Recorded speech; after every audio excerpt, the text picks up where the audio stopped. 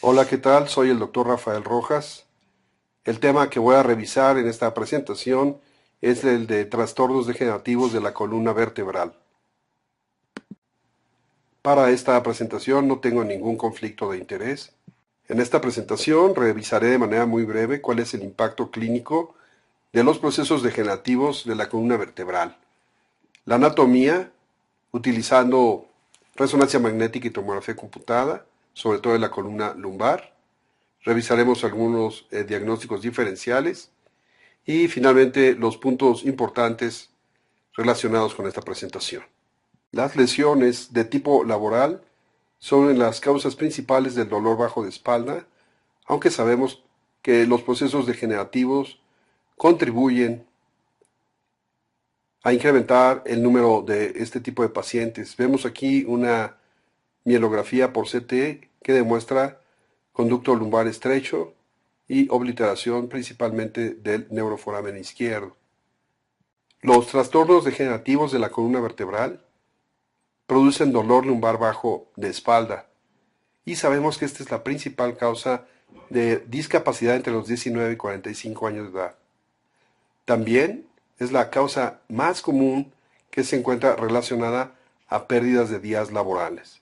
Pero ¿cuál es el impacto económico de los procesos degenerativos de la columna? Vemos aquí que se gastan aproximadamente 50 billones de dólares anuales en relación a dolor lumbar. 8 de cada 10 personas van a tener problemas de la columna durante algún momento de su vida. Y desafortunadamente este tipo de patología ocurre en una etapa productiva de la vida entre los 30 y 50 años de edad. Vemos aquí tal vez parte de lo más importante sobre esta presentación, en la que menciono que la mayoría de los dolores de espalda se van a resolver por sí solos, no importa cuál sea el tratamiento. Sin embargo, en algunos pacientes el dolor puede volverse crónico, no todos los pacientes tienen el mismo umbral al dolor, y hay en ocasiones que el dolor es por otras causas que no sean degenerativas. Revisaremos ahora conceptos anatómicos que no son del todo nuevos. Estos fueron reconocidos por George Smorl muchos años atrás. Y vemos aquí en esta presentación, estas dos imágenes demuestran el plano sagital y plano coronal. Y vemos los fibrocartílagos o discos intervertebrales que están formados por un núcleo pulposo y un anillo fibroso. El anillo fibroso está compuesto por colágeno tipo 1.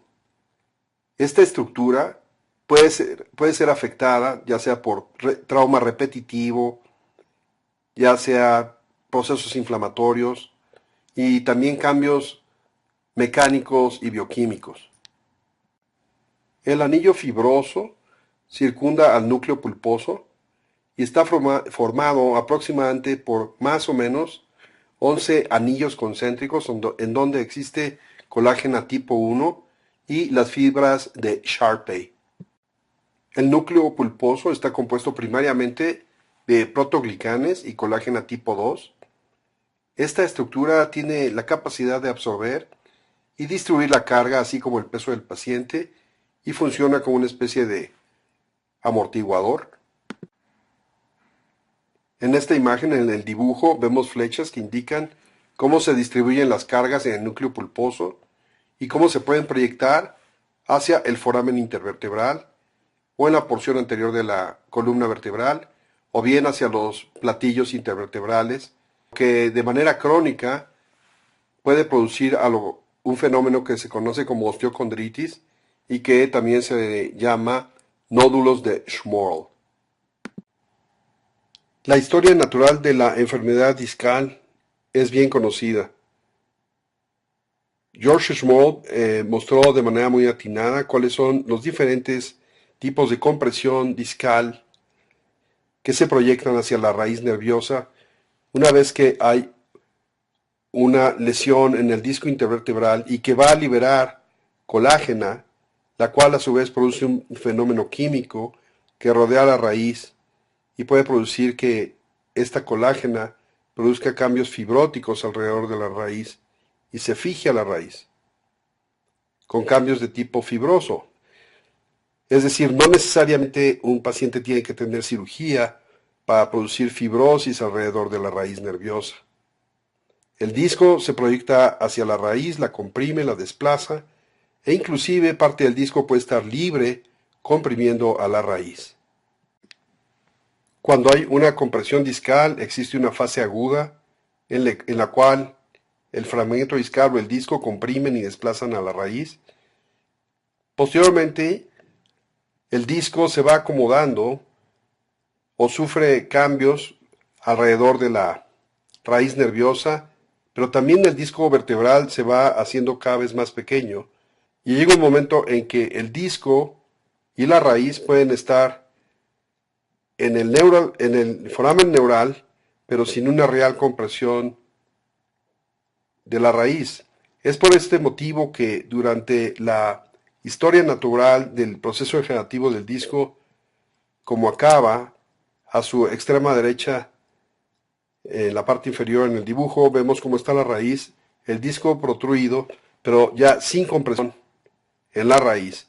Es por este motivo que vemos aquí que no todos los casos van a requerir de cirugía, debido a la historia natural de la enfermedad. Vemos aquí las diferentes formas en las que se puede proyectar el disco intervertebral hacia el saco dural. En la segunda imagen vemos que hay una protrusión central. En la tercera imagen una protrusión hacia el lado izquierdo. Y en la cuarta imagen hay una protrusión discal bilateral. La resonancia magnética es el estudio que mayor información presenta en cuanto a cambios degenerativos de la columna. Vemos aquí un corte sagital T2 mostrando diferentes grados de herniaciones discales y cambios degenerativos intervertebrales. Vemos que hay un cambio en la intensidad de señal del disco intervertebral con proyección anterior y posterior asociado a osteofitos y espondilosis. Discos herniados que les podemos llamar una protrusión, un abombamiento o bien una extrusión y a veces inclusive llegamos a ver fragmentos libres. Es por esto que debemos de tener una especie de nomenclatura y un lenguaje que todos debemos de manejar cuando hacemos un reporte radiológico de una columna vertebral.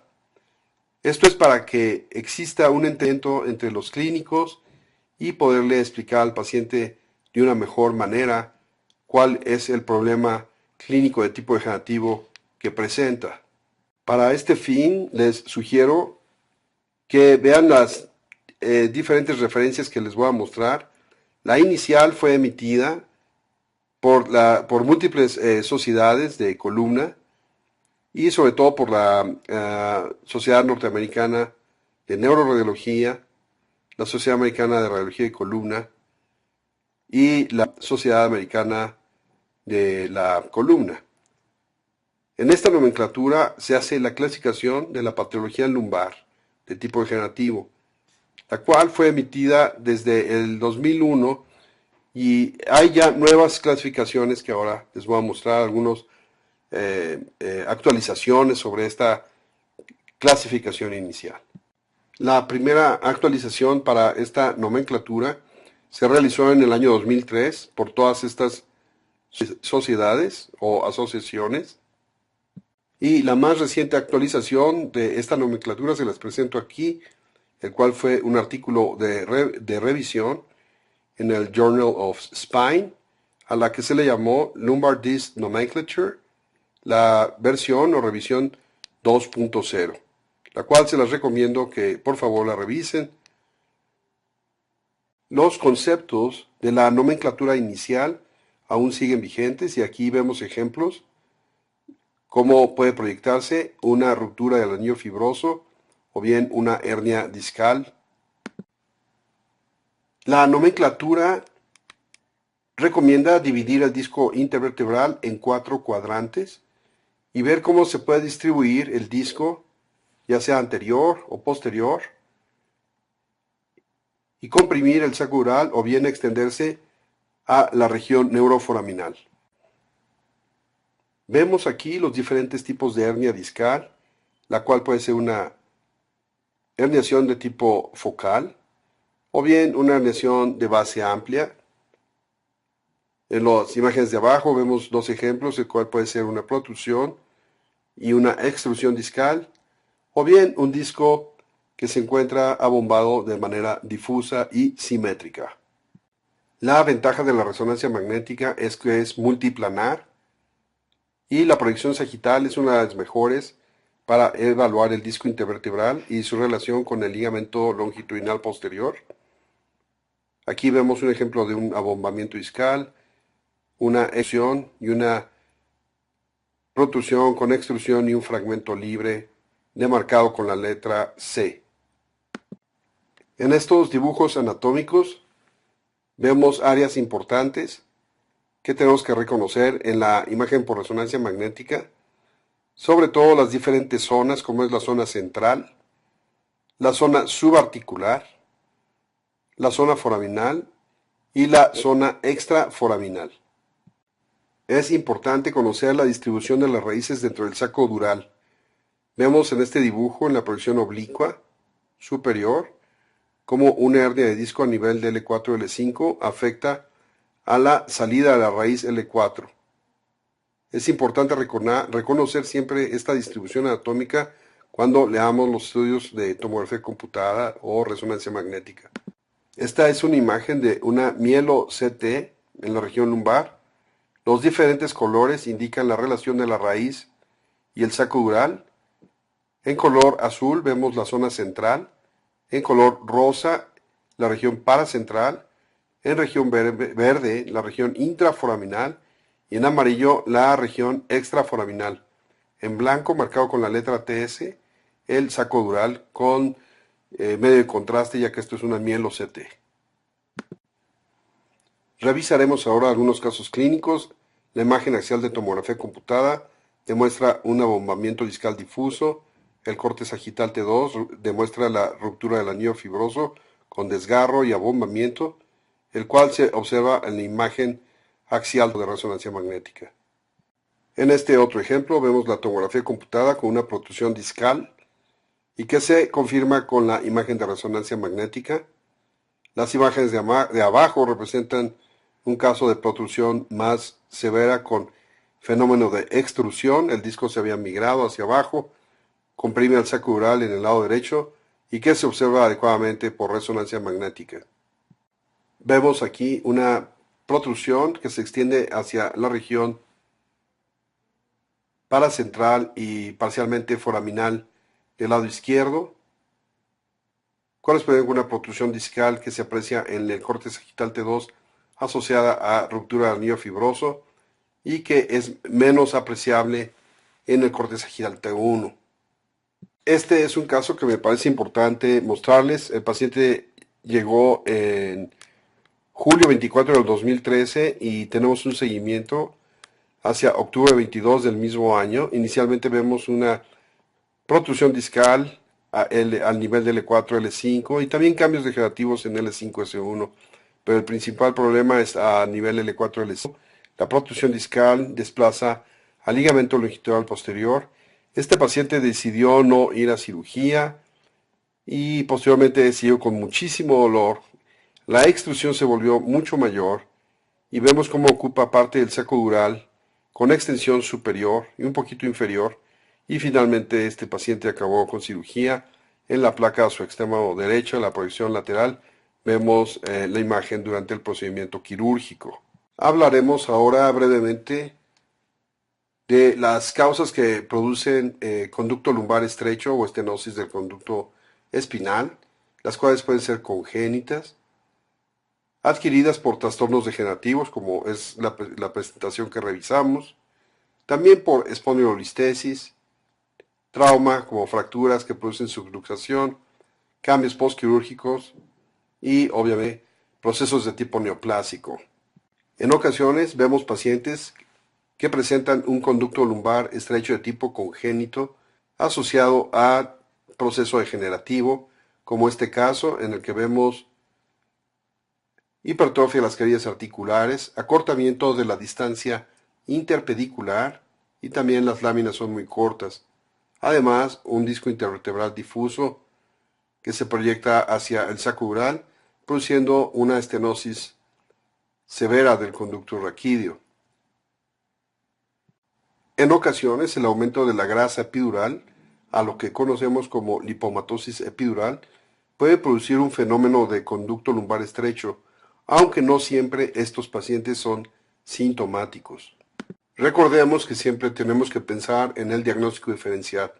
A veces el dolor lumbar puede ser por la fusión de las raíces nerviosas saliendo por el foramen neural, o bien por un quiste de tipo perineural o de la carilla articular, por un divertículo de tipo aracnoideo, por un tumor de tipo epidural y de otra manera también tenemos procesos inflamatorios que van a producir, por ejemplo, abscesos epidurales y desde luego las secuelas de los procesos quirúrgicos que producen cicatrización que rodea las raíces y al final produce fibrosis y aracnoiditis.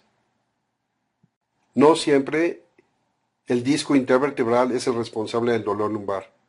En muchas ocasiones, el dolor lumbar es producido por la enfermedad de las carillas articulares, la cual está producida por disminución del espacio interarticular, con esclerosis, formación de quistes subcondrales, hipertrofia de las facetas, calcificación de la cápsula y en ocasiones la formación de gas o aire intraarticular. En este caso vemos un ejemplo de un quiste articular sinovial que protruye al sacroiliac en la porción lateral del lado derecho y vean cómo desplaza las raíces. El dolor lumbar en ocasiones puede ser producido por espondilolistesis, la cual puede estar o no asociada a espondilolisis, que es la fractura de la pars interarticularis. Vemos aquí un caso en el que existe ruptura bilateral de la pars interarticularis con anterolistesis. En ocasiones la espondilolisis no es fácil de demostrar por resonancia magnética, para lo cual les sugiero adquieran una tomografía computada con la cual se puede observar de una mejor manera las estructuras óseas y determinar si existe o no espondilolisis. No podemos hablar de cambios degenerativos de la columna sin mencionar los cambios reactivos que suceden en la médula ósea y que fueron clasificados por Modic. Vemos aquí la clasificación de Modic en tres tipos, 1, 2 y 3. El tipo 1 corresponde a edema, el tipo 2 corresponde a cambios por sustitución grasa hacia las regiones de los platillos vertebrales, tanto superior como inferior. Y el tipo 3 corresponde a cambios crónicos de esclerosis y cómo se observan en las imágenes T1 y T2 de resonancia magnética. Aquí imágenes sagitales T1 y T2 con cambios reactivos en la médula ósea hacia los platillos intervertebrales corresponden al grado 1 de Modic o tipo 1 y que se observan hipointensos en T1 e hiperintensos en T2. Vemos aquí cambios degenerativos tipo Modic 2 y que representan cambios por sustitución grasa a nivel de L5-S1, los cuales son hiperintensos en el T1 e hiperintensos en el T2. Los cambios tipo 3 de la clasificación de Modic aparecen como hipointensos en el T1 y en el T2 y corresponden a cambios crónicos debidos a esclerosis. Hay que recordar que además de los procesos degenerativos, en ocasiones tenemos áreas de aspecto hiperintenso y que pueden corresponder a depósitos de grasa o bien a hemangiomas, como en este caso en un corte sagital T2, tenemos una zona extensa de aspecto hiperintenso, algo moteado y que corresponde con un hemangioma de tipo no expansivo. Tenemos que ser muy cuidadosos en el abordaje e interpretación de las imágenes. En ocasiones vemos áreas de aspecto hipointenso, como en este caso en el sacro del lado derecho, y que en la imagen de radiografía simple es difícil de apreciar ya que al menos un 60% del hueso debe estar infiltrado para ser detectado por radiografía. Sin embargo, la resonancia magnética muestra muy bien esta extensa lesión de aspecto hipointenso y que correspondió con un proceso de tipo metastásico. Con los nuevos equipos podemos explorar en su totalidad la columna utilizando técnicas de paralelo y antenas de arreglo en fase. Además, ven aquí, por ejemplo, el detalle anatómico que podemos obtener del sacro. Seguramente los nuevos equipos permitirán adquisiciones en menor tiempo de exploración y un mejor detalle anatómico. Como conclusiones y puntos para recordar, podemos decir que la resonancia magnética es el estudio de elección en los trastornos degenerativos de la columna lumbar, aunque también la tomografía no se lleva mucho a evaluar el tejido óseo y las carillas articulares. Los cambios cervicales suceden, pero el trastorno de tipo degenerativo es común en la región lumbar. Los cambios radiológicos no siempre correlacionan con los datos clínicos. Y tal vez el punto más importante es que la mayoría de los casos de dolor de la espalda baja van a ser autolimitados y la mayoría de ellos no requieren de cirugía. Ya para terminar, les quiero mostrar este último caso. Este paciente vino en enero 20 de 2005 con una gran protrusión discal, un poquito hacia el lado derecho, que comprime el saco ural. Puede ver en la imagen sagital y también en el plano axial. Y posteriormente regresó en el 2009. El paciente decidió no tener cirugía y en el 2009 aún vemos cambios de tipo degenerativo, pero vemos como la protrusión discal es mucho menor y aunque los cambios degenerativos persisten, esto demuestra que no siempre se requiere cirugía y los pacientes pueden tener una progresión de tipo autolimitada sin necesidad de tener una disquectomía o bien una laminectomía. Quiero agradecer a la American Röntgen Ray Society, al doctor Diego Núñez y al doctor Mauricio Castillo el haberme invitado a participar con esta charla, la cual espero haya sido de su agrado y tenga aplicaciones en su práctica clínica. Mil gracias.